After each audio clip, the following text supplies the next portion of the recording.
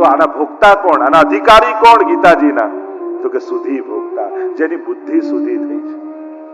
અને આ બુદ્ધિ સુધી થાય એનું પહેલું લક્ષણ એ કે માણસને પોતાની ભૂલોનું ભાન થવા લાગે. જો જીવનમાં ઘણી ભૂલો આપણે કરીએ છે, પણ સૌથી મોટી ભૂલ કઈ કે આપણી કરેલી ભૂલોનું ભાન ન થાય, એ જ સૌથી મોટી ભૂલ. સત્સંગ આપણી સ્વયંની ભૂલોનું ભાન કરાવે છે. આ સત્સંગ આપણી અંદર સર્જન કરે છે. તો ગીતાજી સર્વ ઉપનિષદોનો સાર છે. આપણે ત્યાં તો પ્રસંગ મહાપ્રભુજીનો પણ આવે છે ને, જ્યારે જગન્નાથપુરીમાં પધાર્યા મહાપ્રભુજી, અને ત્યાં રાજાએ 4 શરતો મૂકી છે કે મને પ્રમાણ શાસ્ત્રોને આપી અને બતાવ સૌથી મોટો દેવ કયો, સૌથી મોટું મંત્ર કયું, સૌથી મોટું કર્મ કયું, સૌથી મોટું નામ કયું, ગ્રંથ કયો. મહાપ્રભુજી પધાર્યા શાસ્ત્રાર્થમાં અને કહ્યું કે મહારાજ હું તો ઉત્તર આપીશ, પણ હું આપીશ તો કદાચ તમે સ્વીકાર ન કરો તો શું કરવું? તો કે એક ઉપાય, ભગવાન જગન્નાથના દરબારમાં એક કાગળ અને કલમ મૂકો અને સ્વયં ભગવાન જગન્નાથ એનો ઉત્તર આપે. સૌથી મોટો ગ્રંથ કયો, સૌથી મોટું મંત્ર કયું, સૌથી મોટો દેવ કયો, સૌથી મોટું કર્મ કયું? અને જગન્નાથજીની આગળ કાગળ અને કલમ મૂકવામાં આવ્યા. કપાટ બંધ કર્યા મંદિરના, અને બીજા દિવસે પ્રભાત સમયે દ્વાર ખોલ્યા ત્યારે સ્વયં ભગવાન જગન્નાથજી એક મંત્ર શ્લોક લખ્યો હતો. એકમ શાસ્ત્ર દેવકી પુત્ર ગીતમ, એકમ દેવો દેવકી પુત્ર એવ, મંત્રોપેકસ્તસ્ય નામાની યાની, કર્માપેકમ તસ્ય દેવસ્ય સેવા. કોઈ એક શાસ્ત્ર આ વિશ્વમાં હોય, એકમ શાસ્ત્ર દેવકી પુત્ર ગીતમ, એ છે દેવકી પુત્ર કૃષ્ણની આ ભગવદ ગીતા. વિવેકાનંદના પણ જીવનના પ્રસંગોમાં કહેવાય છે ને, શિકાગો જ્યારે ગયા, ધર્મ સંમેલન હતું, અન્ય ધર્મ ગ્રંથો અને ધર્માચાર્યો ભેગા થયા હતા, અને ભગવા પહેરેલા એક હિન્દુ સંન્યાસીને જોયા અને થયું કે આની મજાક કરીએ, અને ગીતાજીને સૌથી નીચે રાખી એની ઉપર બધા જ ધર્મ ગ્રંથો ગોઠવી દીધા, અને પૂછ્યું કે વિવેકાનંદજી હવે તમને કેવું લાગે છે? વિવેકાનંદજીએ ઉત્તર આપ્યો કે તમે જે કાંઈ કર્યું બિલકુલ બરાબર કર્યું છે. અરે મેં અમે તો સૌથી નીચે તમારી ગીતાજીને રાખી છે કે તમે જે કર્યું બરાબર છે. કે આવું કેમ? ત્યારે વિવેકાનંદજીએ કહ્યું, આ જેટલા ધર્મ ગ્રંથો છે એના મૂળમાં કોઈ તત્વ જ્ઞાન હોય તો આ ગીતાજીનું તત્વ જ્ઞાન છે. કારણ કે મૂળ જો આ ખસેડો તો બાકી બધા જ ધર્મ ગ્રંથો પડી જશે. એમને થયું કે અમે તો મજાક કરવા ગયા ને, આપણે તો કોઈ જુદો જ અર્થ કર્યો, સૌથી ઉપર ગીતાજીને રાખ્યા. કહ્યું કે હવે શું લાગે છે? હવે કેમ લાગે છે કે તમે જે કર્યું બિલકુલ બરાબર કર્યું? આ બધા ધર્મ ગ્રંથોના તત્વ જ્ઞાનમાં કોઈ શિરમોર હોય તો એ ભગવદ ગીતાજી જ છે. થયું કે અમે અપમાન કરવા જઈએ છીએ ને કોઈ ઉત્તમ અર્થ કરે તો બધા ગ્રંથોની વચમાં રાખ્યા ગીતાજી, અડધા નીચે ને અડધા ઉપર. કહ્યું હવે કેવું લાગે છે? તો કે તમે જે કર્યું બિલકુલ બરાબર કર્યું છે. આ જેટલા ધર્મ ગ્રંથો છે એ બધાના હૃદયમાં મૂળમાં કોઈ હોય તો એ ભગવદ ગીતાજીનું જ જ્ઞાન છે. એવું ભગવદ ગીતાજી, અને આપણે બધા જ ભાગ્યશાળી થયા છે ગીતાજીને કેન્દ્રમાં રાખી અને ચર્ચા કરવા માટે એકત્રિત થયા છે. આइए महाभारत के प्रसंग में प्रवेश करते हैं. अथ श्री महाभारत कथा, अथ श्री महाभारत कथा, कथा है पुरुषार्थ की, स्वार्थ की, परमार्थ की, सारथी जिसके भय श्री कृष्ण भारत आज की. अथ महाभारत कथा, अथ श्री महाभारत कथा. મહાભારતના દિવ્ય પ્રસંગો ઘણીવાર સંજોગો એવા થઈ જતા હોય કે માણસ એને ઉલઝાવી ન શકે. વાંક કોઈનો ન હોય, પરિસ્થિતિઓ એવી આવી જાય. ટૂંકમાં જો મહાભારતની આખી કથાને લઈ લઉં તો તમને મહાભારતના શ્લોકો સમજવામાં થોડું સરળ બને. પહેલા શ્લોકમાં જયારે મામકાહ અને તાવકાહ આવશે ત્યારે એ ભેદ સમજાશે.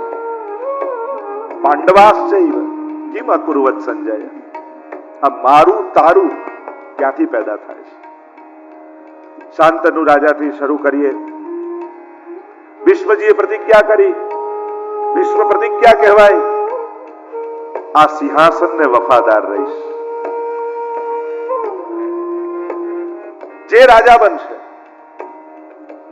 રાજા કોણ? ગાદી મહત્વની.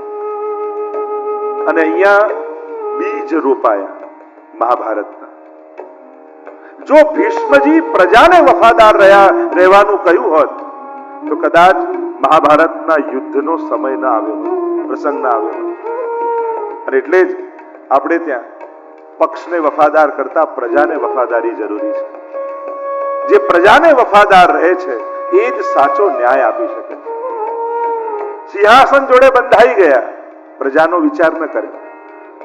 એમ વિચારે હોત કે પ્રજાને જે માટે જે શ્રેષ્ઠ હોય એ રાજાના પક્ષમાં રહીશ તો આવો સંજોગ ના આવ્યા.